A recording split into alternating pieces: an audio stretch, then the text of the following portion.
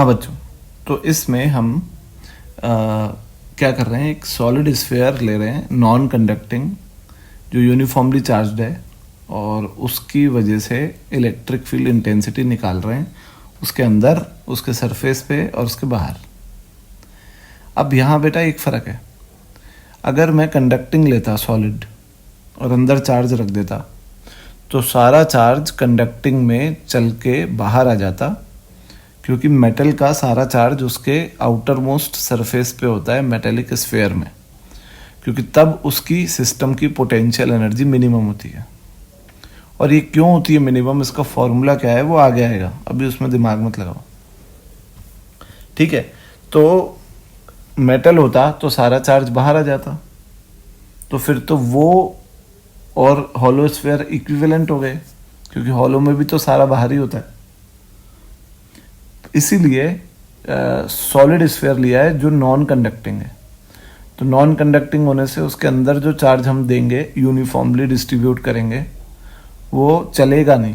Charge तो दे सकते हैं, चार्ज तो कर सकते हैं, पर चार्ज मूव नहीं कर सकता क्योंकि वो नॉन कंडक्टिंग है, ठीक है। तो यहाँ हम इसकी इलेक्ट्रिक फील्ड निकालेंगे, तो उसके लिए हम अपना ट्रिक यूज़ करेंगे कि हम अंदर वाले पॉइंट पे निकाल रहे हैं। सबसे पहले एक स्फीयर बनाएंगे, इस स्फीयर का जो रेडियस है वो मान लेते हैं कुछ r है, छोटा r। तो inside the sphere r is less than r, तो इलेक्ट्रिक फील्ड होगी k q inside bye r square. अब जो डेंसिटी है सॉलिड स्फीयर की, चार्ज डेंसिटी, तो चार्ज पूरा वॉल्यूम पे डिस्ट्रीब्यूटेड है, तो चार्ज डेंसिटी होगी Q अपॉन वॉल्यूम। वॉल्यूम कितनी है पूरे स्फीयर की, 4/3 पाई आर क्यूब। तो Q इनसाइड क्या होगा, Q इनसाइड होगा छोटे वाले स्फीयर जिसके अंदर का चार्ज निकाल रहे हैं उसकी volume, 4/3 pi r cube into rho.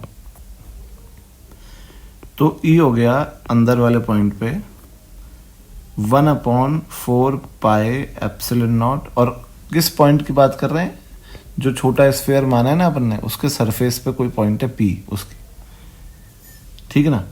तो Q inside 4 pi r cube rho by 3 r square.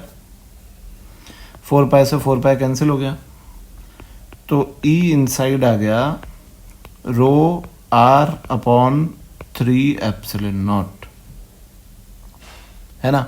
और ये रिलेशन वेक्टर फॉर्म में भी वैलिड है। अगर वेक्टर फॉर्म में लिखूं तो ये ऐसा हो जाएगा, और r वेक्टर ये है पॉइंटिंग टुवर्ड्स p, और इसीलिए इलेक्ट्रिक फील्ड भी ऐसे ही होगी, O से P की ओर, ठीक है। दूसरी बात कि अगर मैं रो की वैल्यू रख दूं, रो की वैल्यू कितनी है, Q upon 4/3 pi r cube, तो E अंदर आ जाएगा K Q R, vector form में भी लिख दूं, बाय आर क्यूब, जहां पे R जो है छोटा r वो O से अंदर वाले पॉइंट P का डिस्टेंस है और कैपिटल R पूरे स्फीयर का रेडियस है, ठीक है। तो एट सरफेस पे R और R बराबर, तो E सरफेस पे हो गया मैग्नीट्यूड में K Q by R square. Direction तो वही होगी, अवे फ्रॉम द सेंटर। और आउटसाइड बाहर, तो बाहर वाले पॉइंट पे जो R है वो R से बड़ा हो गया, तो E आउटसाइड होगा K Q by R square. ये तो हम समझते हैं कि अगर बाहर हम एक स्फीयर बना दें जिसका रेडियस कैपिटल R से बड़ा है, तो उसके अंदर कितना चार्ज आ रहा है, पूरा Q, तो उसकी वजह से फील्ड कितनी होगी, K Q by R square. तो बेटा अगर मैं इसका ग्राफिकल रिप्रेजेंटेशन बनाऊं, ग्राफ बनाऊं तो इसका ग्राफ कुछ इस तरीके से प्लॉट होगा।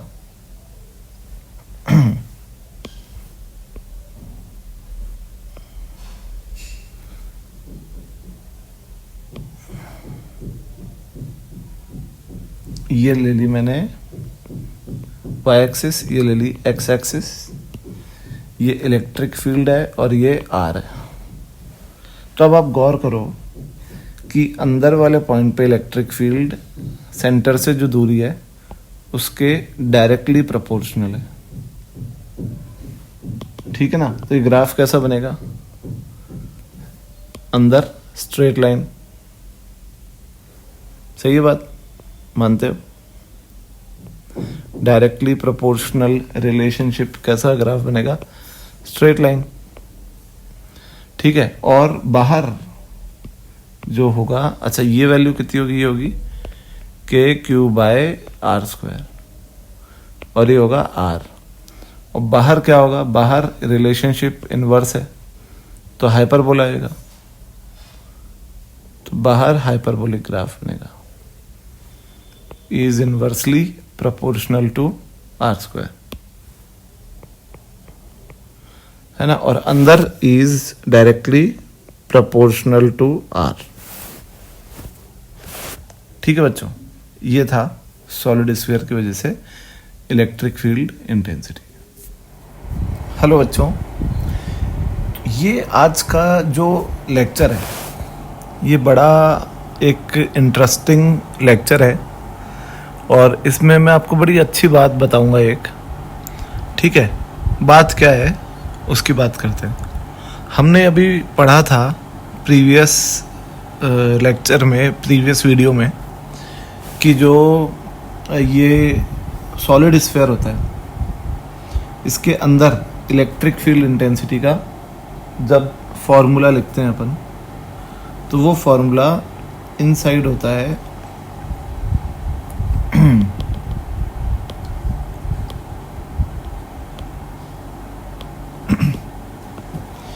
ई इनसाइड होता है KQ/R/Q, याद है। अब ई आउटसाइड क्या होता है, ई आउटसाइड होता है KQ/R², इनफैक्ट छोटा r²। तो सवाल ये उठता है, सवाल क्या है, सवाल है बच्चे पूछते हैं कि सर मान लो ये पॉइंट है P, ये बाहर वाला पॉइंट है P', तो P' पे मीडियम जो है ना, P' पे वैक्यूम है। तो ये समझ में आती है बात कि आप लिख रहे हो Q/4πε0r²। ये क्या है, परमिटिविटी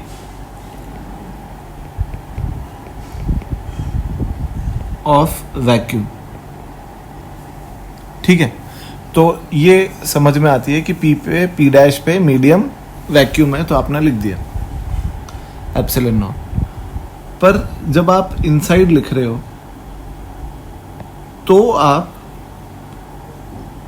ऐसा क्यों लिख रहे हो, 4πε0r³, क्योंकि अंदर मीडियम वैक्यूम तो है नहीं, तो आप अंदर ε0 कैसे यूज कर रहे हो, ये क्यों यूज कर रहे हो, वाई, क्योंकि अंदर मीडियम तो है नहीं, कोई वैक्यूम तो है नहीं, कोई मीडियम है। तो बेटा मैं इसका बड़ा अच्छा सवाल लगाया मुझे, और मैंने इसके जवाब को एक कंसेप्ट ही बना दिया, है ना। तो देखो, तो मैं आपसे बोलता हूँ, सबसे पहले क्यू चार्ज होता है, उसकी वजह से अगर अपन इस P पॉइंट पे इलेक्ट्रिक फील्ड निकालते हैं तो कितनी लिखते हैं, 1/4πε0Q/R²। अब यहाँ आपने ε0 क्यों यूज़ किया, तो आप कहोगे क्योंकि वैक्यूम है। तो मैं कहूँगा कि वैक्यूम मतलब क्या होता है, कुछ नहीं, पर यहाँ पर Q तो है ना, तो कुछ तो है ना यहाँ पे मीडियम, कुछ तो रखा है ना चार्ज, कोई पार्टिकल तो है। तो आप कहोगे कि सर उस पॉइंट का मीडियम लेते हैं जिस पॉइंट पे फील्ड निकालनी है, तो मैं कहूँगा बिल्कुल सही। और यही मैं भी कह रहा हूँ कि मान लो कि ये जो सॉलिड स्फीयर है ये एक लड्डू है, बूंदी का लड्डू है ना, मोतीचूर का लड्डू, बूंदी का लड्डू। इस लड्डू में ये जो छोटे छोटे चार्जेस हैं प्लस, ये इसकी बूंदी है, यानी ये लड्डू इन पार्टिकल्स से ही बना है। यानी अगर आप इसको ये सारे प्लस प्लस चार्ज के पार्टिकल्स हटा दोगे तो अंदर कुछ है ही नहीं, अंदर मीडियम वैक्यूम है। यानी आपने बहुत सारे छोटे छोटे प्लस चार्ज लिए और उनका एक लड्डू बना दिया। तो अगर वो सारे छोटे छोटे प्लस चार्ज स्प्लिट हो जाएंगे, अलग अलग कर देंगे, ये अलग अलग लड्डू को स्प्लिट कर दिया,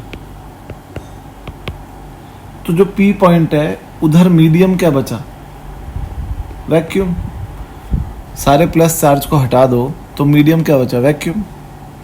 यानी जब हम किसी पॉइंट पे इलेक्ट्रिक फील्ड लिखते हैं तो हम उस चार्ज को नहीं गिनते मीडियम में, जिसकी वजह से इलेक्ट्रिक फील्ड निकाल रहे हैं। यानी इस Q की वजह से आप P पे निकाल रहे थे फील्ड, तो Q को थोड़ी गिन रहे हो मीडियम में। वैसे ही आप इन सारे जो प्लस प्लस चार्ज है जिनका लड्डू बना हुआ है, इनके कंबाइंड इलेक्ट्रिक फील्ड P पे निकाल रहे हो। तो चार्ज के अलावा वहां पे P पे मीडियम क्या है? वो तो वैक्यूम है ना। इसीलिए हम अंदर जो है वो ये लिख देते हैं कि मीडियम अंदर वैक्यूम है, और हम इसीलिए क्या यूज़ कर लेते हैं? Epsilon not. तो मेरे को लगता है आपको ये अच्छे से समझ में आ गई होगी बात कि why do we use this epsilon not inside this sphere. तो ये था बेटा कि कंक्लूड भी कर देता हूँ कि जिस चार्ज डिस्ट्रीब्यूशन की वजह से आप इलेक्ट्रिक फील्ड लिख रहे हो, उसके अलावा जो मीडियम है वो आपको उसकी परमिटिविटी लेनी होती है। और क्योंकि ये solid sphere plus plus charge का एक लंप है, इनका एक लड्डू है, तो इसको स्प्लिट कर दोगे तो इसके अंदर इनके अलावा क्या है? कुछ नहीं है, मीडियम है, वैक्यूम है। इसीलिए हमने एप्सिलॉन नॉट यूज़ किया। Thank you.